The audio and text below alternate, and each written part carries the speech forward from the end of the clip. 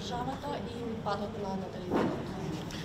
Еве вака, прво не очекувам аболиција од претседателот Иванов, заради тоа што тоа не постои како законска можност. Повеќе, со последното давање на аболиција и поништувањето, овие се потврди непостоењето на соодветните членови и не постојат по закон за да претседателот го искористи тоа право. Парламентот, државата може во иднина да даде такви права, да не ги даде или слично, но во моментот не постои. За делот на севкупното одлевање пред се на луѓето од државата, јас можам да ги кажам генерално податоците, министерката ги каже и анализите внатре што покажуваат, за да ги задржиме младите луѓе овде, за да ги задржиме граѓаните овде, но и за да го зголемиме нашиот наталитет, треба да го зголемиме богатството на граѓаните и социјалниот аспект на живот кон подобро. Само тоа ќе даде резултат. Навистина, ако работиме во пакет со сето тоа што треба државата да го работи, трендот на заменувањето на луѓето од државата е намален, јас сум среќен со тоа, но постои. Како тренд за заменување, се надевам овие економски параметри кои што лично мене ме прават оптимист дека ќе бидат уште поголеми, ќе ги почувствуваат вистински граѓаните. Не е само бројките 3,7%, 624 милиони евра инвестиции, тие мора да ги почувствуваат луѓето. И тоа не е дури само доволно ако имаат доволно финансиски средства. Треба да има правда, квалитетно здравство, квалитетно образование на кое што секако сите заедно работиме, но и тоа е и паралелно и процесот на интеграцијата во Европската унија. Верувам дека навистина многу брзо сите ќе бидеме дефинитивно разубедени или одвратени од било каква размислување за заменување надвор, за да можеме да поминеме и на следна фаза, па и некој да вратиме од тие што заминале надвор, да се вратат во државата. Мила детали ако можеме. Нема никаков проблем. Со пратеникот Владко Ѓурчев имавме и долга расправа на Комисијата за труд и социјална политика по однос на ова прашање. Сметам дека и него му е јасно и на целата јавност дека тенденцијата на опад на наталитетот е токму во нивниот период на владење. Ние само ги осеќаме резултатите од иселувањето на младите лица кои што се случи во изминатите 10 години, а нели согласно сите проценки на Светска банка пола милион од населението е напуштило државата. Но за да можеме да зборуваме за зголемување на наталитетот во нашата држава, треба да зборуваме како што кажа премиерот и за економски раст и развој, за членство во ЕУ, за членство во НАТО. Зошто? Затоа што целиот регион има пад на наталитетот, но има две земји кои што покажуваат дека се појавува и раст на економијата, а се појавува и раст на наталитетот. А тоа се Словенија и Црна Гора. И токму тие две земји покажуваат дека растат. Ако ние не создадеме услови мајките да раѓаат, а притоа и кариерно да се развиваат, ако ние не создадеме можност младите да остануваат во државата и да ги остваруваат платите кои што сметаат дека ги заслужуваат, се до тогаш наталитетот ќе паѓа. И тоа е нешто кое што се случува и во целиот свет, но и специфично во регионот, земете ги статистиките и ќе видите. Токму затоа ние како влада се стремиме и кон НАТО, и кон ЕУ, и по квалитетно живење, и кон насочување на финансиски средства кон граѓаните, за да живеат многу поквалитетно, многу поудобно, а со тоа и да сакаат да имаат приплод во своето семејство. Премиер, имате ли информација до каде се преговорите околу законот за јавно обвинителство, со тоа е регулацијата на статусот на СЈ? Има ли некој рок кој што може да си го поставите до кога би се изнашло решение и кои се практично одстапките кои што нема да ги направите во однос на СЈ? И дали сметате дека процесот се одолговлекува? Мислам дека не, за да прво дадам шанса на вистина позитивно сите да останеме со фокусот на изнаоѓање на решение. Роковите ни се до затварање на извештајот на Европската комисија, а тоа е почетокот на мај. Се објавува и доставува до земјите членки веднаш после завршувањето на изборите за Европскиот парламент. Но се затвара во неговото работење почетокот на мај. И тоа е веројатно тој рок кој што даде малку флексибилност да може да продолжат разговорите помеѓу Министерството за правда, опозицијата, но и другите пратенички групи во парламентот.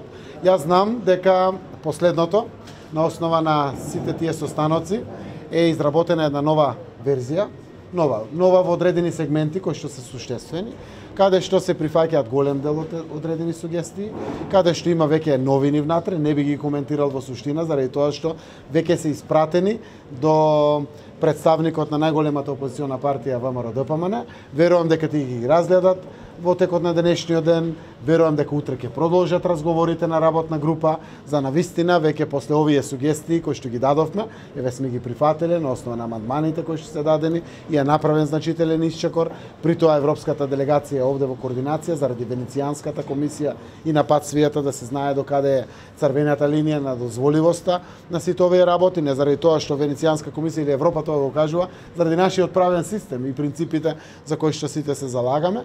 Верувам дека утре би продолжиле состаноците, детали ќе ви каже министерката и секако представникот од опозицијата, кога точно ќе го организираат состанокот, но еве ги знам сите детали и ги знам во суштина кои се промените, кои се тие 4 аспекти, каде што се направени сите тие промени кои што имаат сериозен импакт врз сите суштини на амандманите поднесени од најголемата опозициона партија. Сето тоа ми дава за надежда, верувам дека процесот ќе успее. Само замолувам да успее побрзо, заради тоа што има и парламентарна процедура за самиот процес, покрај преговорите. Така да деновите не се така многу како што изгледаат, туку се навистина кратки роковите за да и по ова конечно прашање постигнеме договор. Како одговоривте на барањето на опозицијата за изземање на бомбите, бидејќи тие се можеби еден од поголемите проблеми во врска со функционирањето на Па тоа е прашање кое што е прифатено и буквално бомбите или така наречените материјалите од неовластното прислушкување нема да бидат повеќе доказ во постапката во идното работење на јавно-обвинителскиот систем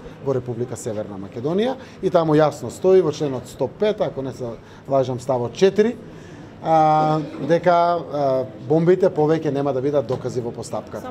Материјалните докази нормално тие постојат, тие се живи и тие треба да имат своја. Предметите под 30 Да, секако бомбите кои што се веќе во судска постапка, за тие 18-20 предмети, не знам точно колку се, тие се продолжуваат во судската постапка. Зборуваме за предметите после 30 јуни 2017 година, дека нема да бидат повеќе докази во постапка. Еве ги прифативме. Дали сте свесни која штета ќе се направи на тие предмети, имајќи предвид дека има некои предмети кои што само врз бомбите се базираат? Верувам дека не, било кој предмет, дали е од тие 20 кои што се пред 30 јуни 2017 или е во новите истраги, предистраги или обвиненија поднесени после 30 јуни, бомбите, односно самите телефонски разговори, само и по себе, колку што знам од адвокатите, судиите, обвинителите, сами по себе, без било кој друг доказ не може да бидат единствен доказ за било каков предмет. Така да на крајот дефинитивно тие сите се индиции. Дали е тоа индиција телефонски разговор, дали е слушнато преку телевизија, дали е слушнат глас преку некој што дошол и сведочил, сето тоа е индиција. Така да верувам дека имаме принципиелно правично решение, опозицијата да биде задоволени конечно да употребата на неовластените прислушкани материјали заврши, тоа 30 јуни и не важи, но секако таму кај што постојат материјални докази, некогаш и не ви требаат бомби. Постојат материјални докази. Обвинителот ќе окаже дали пред истрагата го носи кон истрага и кон обвинение или се откажува. Од истрага на крајот тука и судот па да ги цени самите вакви аспекти. Ќе постои специјалното јавно обвинителство како самостоен обвинителство? Секако во рамките на државното обвинителство со самостојност, како што е финансиската во делот на застапувањето и второстепеноста во застапувањето, верувам дека ќе постои. Тоа е тој модел во кој што секако и ние дома, сите наши граѓани го очекуваат, но секако и по принципи меѓународната заедница која што ни е партнер во сите овие процеси.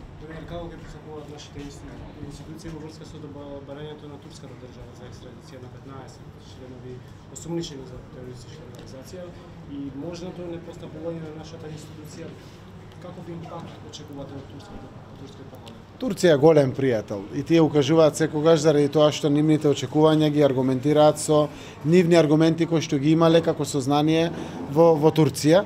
Ние постапуваме со меѓународните правила, договори и меѓународните регулативи кои што постојат во нашата земја. За ваквите предмети е надлежно јавното обвинителство. Секако тие доколку утврдат докази дека постојат, тие треба да постапат дури и да не бара турската држава од нас. Или да биде за било кој граѓанин надвор кога се работи за екстрадиција на вакви случаеви. Секако за нас е важно домашното законодавство и важно е меѓународното законодавство, но и пријателството со Република Турција, кое што сакаме за пример да покажеме дека таму кај што постојат докази веднаш ќе постапиме, но истовремено ние сме европска земја со тенденција да биде и членка на Европската унија, секако и меѓународните регулативи мораме до крај да ги почитуваме. Премиере, само уште ова коментар околу потегот на пратеникот Милошевски што прешкрта Северна Македонија. Според мене не сум правник, но непочитувањето на уставот на државата на ваков дрзок и безобразен начин, навистина е прво казниво дело, второ е испраќање на лоша порака до сите да не го почитуваат уставот и тогаш тоа е проблем за општеството. Нашата земја имаше сериозна, суштествена, не така лесна дебата. Но на крајот парламентот одлучи уставот да се промени. Уставот се промени како резултат на договорот од Преспа, но и како резултат на нашите аспирации за членство во НАТО и во Европската унија. Денеска тоа е наша реалност.